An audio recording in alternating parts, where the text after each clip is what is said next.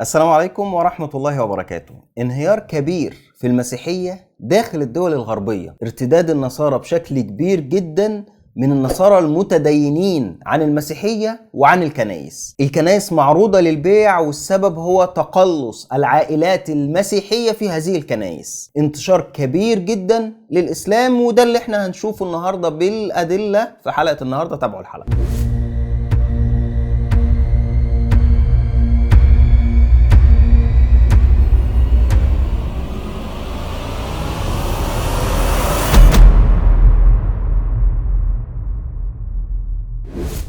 لو مهتم بمحتوى القناه اعمل اشتراك وفعل الجرس واكتب تعليق لو عندك، ولو عايز تدعم محتوى القناه ممكن من خلال الباتريون او البايبال او علامه الانساب اسفل الفيديو. بحسب الصحف الغربيه المسيحيه والكنيسه بالاخص بتتعرض لانتكاسه كبيره، لدرجه ان في كنايس كتير في هولندا اتعرضت للبيع. التقرير اللي انا هقرا منه ده نشر من حوالي 3-4 ايام. صحيفة اسمها برابانيتس داجابلاد الهولندية نشرت تقرير عن بيع الكنايس في هولندا تحت عنوان بيعت الكنيسة في دامبوش وتفسح المجال ل 39 شقة. التقرير اتكلم عن تقلص العائلات المسيحية، وده اللي تسبب في غلق كنايس وعرض بعضها للبيع وتحويلها لشقق سكنية استثمارية. والحقيقة ان ده مش اول تقرير عن تخلي المسيحيين في اوروبا عن دينهم، بل في صحيفة Der Spiegel الالمانية نشرت تقرير صحفي ضخم عن تخلي المسيحيين عن المسيحية بسبب فضايح الكنيسة الكاثوليكية. والتحقيق كان تحت عنوان خدام جاهلون، فضائح، صراعات، خروج جماعي، هل ما زال يتعين انقاذ الكنيسة الكاثوليكية؟ في اخ اسمه حسن قطامش نشر صور من التقرير مترجمة، لان التقرير ده مش منشور بشكل رسمي لكن بيباع حتى اليوم. التقرير قال ان الملتزمون والمقتنعون والمتدينون بشدة يتركون الدين، يفرون من مؤسسة اللي هي الكنيسة، يرون أنها عنيدة ومتحجرة وبعيدة عن مواكبة العصر. هناك انهيار كبير، لكن الفاتيكان والبابا فرانسيس لم يفعلوا شيئا حيال ذلك. الفضائح تمزق الكنيسة الكاثوليكية، وهذا يدفع المؤمنين بالمسيحية للخروج أكثر من أي وقت مضى. التقرير أيضا بيقول إن الكهنة بيهربوا، الكاهن اللي هو الخادم في الكنيسة، فبيقول إن هي مهنة تتناقص أعداد العاملين فيها بصورة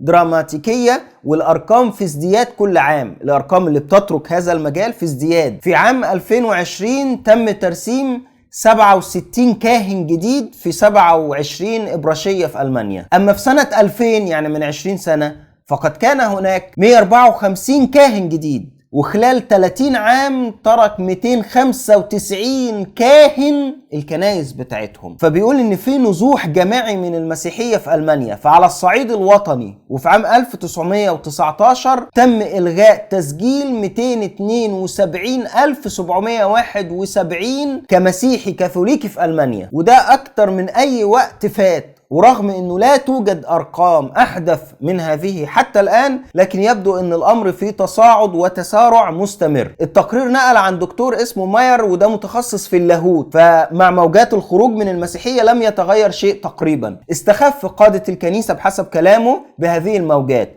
ولم يعد الهاربون هم فقط الكاثوليك المهمشين، بل من أكثر المؤمنين ولاء، أو بعبارة أخرى هؤلاء المؤمنون الذين يحافظون على كنيسة حية ويعملون متطوعين. التقرير نشر إحصائية كارثية بحسب مركز الدعوة الرعوية ومؤتمر الأساقفة الألمان.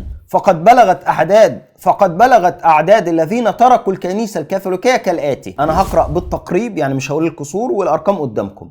عام 1995 العدد كان 168، في 2010 181، في 2014 217، في 2019 272. ونقص بقى عدد الأبرشيات ومراكز الرعوية أو اللي بتهتم يعني برعاياها الكنسيين يعني أو كده، من 13,214 في 2010 ل 9,963 في 2020. الإحصائيات صادمة طبعا، الأعداد بتقل جامد وأماكن الرعاية بتقل، والتقرير نفسه بيتكلم عن حالات ارتداد عن الكاثوليك وعن المسيحية نفسها. اللي عرضناه ده جزء من إحصائيات كتير بتتكلم عن حالات ارتداد جماعية في أوروبا والغرب عموما عن المسيحية، طبعا لأسباب كتيرة يعني بغض النظر عن تنوع الأسباب. والكلام ده بقى بالتزامن مع انتشار الإسلام في بلاد الغرب وسرعة انتشاره الكبيرة باعترافهم هم. الموجات ضد المسلمين في الكثير من البلدان هو بسبب خوفهم بسبب انتشار الإسلام في بلادهم. حتى الإحصائيات الخاصة بالهند نفسها كانت بتقول إن المسلمين في 2050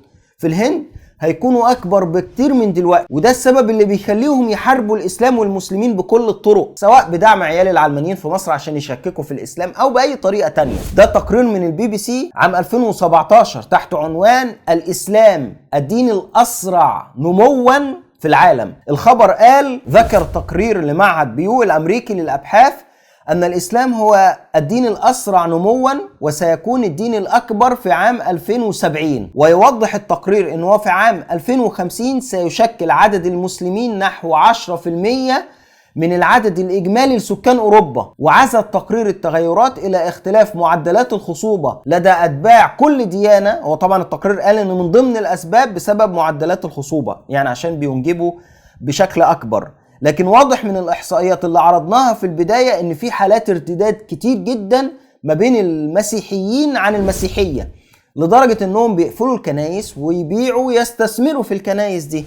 زائد ان احنا كنا اتكلمنا عن برضو تقارير مؤسسة بيو، وممكن ترجعوا لها ان في برضو نسبة بتترك المسيحية وتخش الاسلام. ممكن ترجعوا الحلقة تشوفوا الكلام ده بعينيكم. انا عايزك تشوف بقى الاحصائيات دي وتشوف توقيتاتها، واتكلمنا بقى عن المؤتمرات اللي بتحصل، واتكلمنا عن الاشخاص باسماء مسلمين بيساعدوا الشباب انهم يرتدوا عن الدين، اللي اسمه اسلام واللي اسمه خالد واللي اسمه سعد ومحمد ومصطفى واحمد وفاطمة، كلهم اسماء مسلمين لكنها بتهاجم الاسلام وتروج للديانات غير الاسلام وتمجد فيها.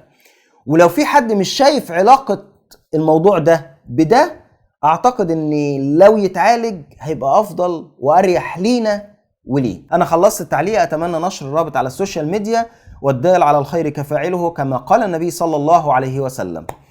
لو مهتم بمحتوى القناة اعمل اشتراك وفعل الجرس واكتب تعليق لو عندك، لان انا شايف ان غالب اللي بيعلقوا للأسف مش مشتركين في القناة، فاتمنى الاشتراك واتمنى ايضا تفعيل الجرس. ولو عايز تدعمنا ماديا ممكن من خلال الباتريون او الباي بال او علامة الانساب أسفل الفيديو. لا تنسوني وأهلي من الدعاء. سبحانك اللهم بحمدك، أشهد أن لا إله إلا أنت، أستغفرك وأتوب إليك. وآخر دعوانا أن الحمد لله رب العالمين، والحمد لله رب العالمين على نعمة الإسلام. احمد ربنا كتير قوي عليها، لأنها فعلا نعمة لا يقدرها إلا من يعتقد بدين غير الإسلام. لا تنسوني وأهلي من الدعاء، والسلام عليكم ورحمة الله وبركاته.